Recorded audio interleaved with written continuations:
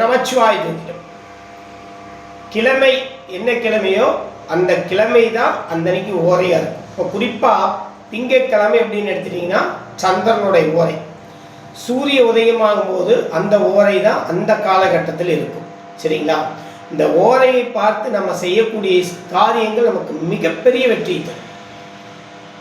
எந்த மாதிரி ஓரைகளை தேர்ந்தெடுத்துக்கலாம்னா சுப ஓரைகளை சொல்லப்பட்டிருக்கு. இப்போ குரு, சுக்கிரன், வளர்பிறை, சந்திரன், புதன், இதெல்லாம் சுப ஓரைகளாக சொல்லப்படுது. ஆனால் அதையும் தாண்டி உங்களுக்கு நடக்கக்கூடிய தசாபுத்தியினுடைய ஓரை கண்டிப்பாக ஒரு நன்மை செய்யும்.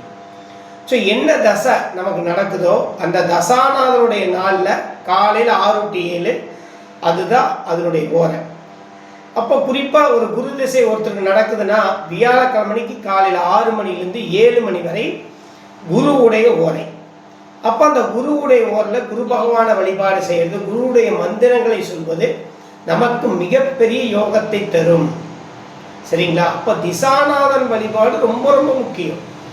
அப்போ என்ன திசை நம்ம போடுதோ அந்த திசை அந்த அன்னைக்கு காலையில் 6 to 7 அந்த ஓரையில் அந்த நாளில் அந்த ஓரை தான் அவருடைய ஓரையாக இருக்கும். அப்போ குருவுடைய ஓரை 6 to 7. சரி, சுக்கிரன் திசை வெள்ளிக்கிழமை காலையில் 6 to 7. இப்படி தான் அந்த திசைகளினுடைய ஓரைகள் நம்ம ஒவ்வொரு நாளும் அந்த நாளினுடைய முதல் நேரம் சொல்லக்கூடிய 6 to 7 அந்த கிழமைக்குரிய ஓரை தான் அந்த அன்னைக்கு இருக்கும். சரிங்களா? அந்த திசாநாதன் தசாபுத்திகளுக்கு ஏற்ப உங்களுக்கு யார் திசை நடத்துகிறாரோ அந்த நாளை கெட்டியாக பிடிச்சிக்கங்க.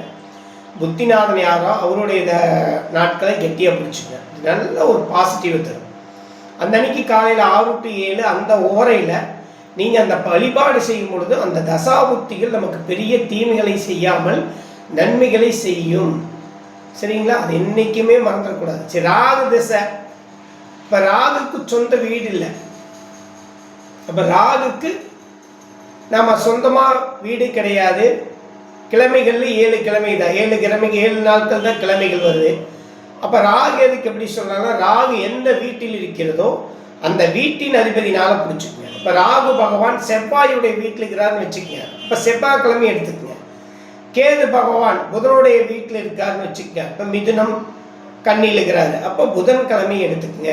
இந்த மாதிரி அந்தந்த நாட்களுடைய 6 to 7 அந்த ஓரை ஸ்டார்ட் பண்ணக்கூடிய காலத்தில் ஸோ அந்த வழிபாடு மிகப்பெரிய வெற்றியை தருங்கிறத சந்தேகம் வேண்டாம். இது ஆல்ரெடி நிறைய பேர்த்துக்கு அனுபவ ரீதியாகவே சொல்லி நல்ல ஒரு வெற்றி கண்ட பரிகாரம். நீங்களும் அதை செய்யுங்க. எல்லோரும் சந்தோஷமாக வாழணுங்கிறத எங்களுடைய எண்ணமும் நோக்கமும்.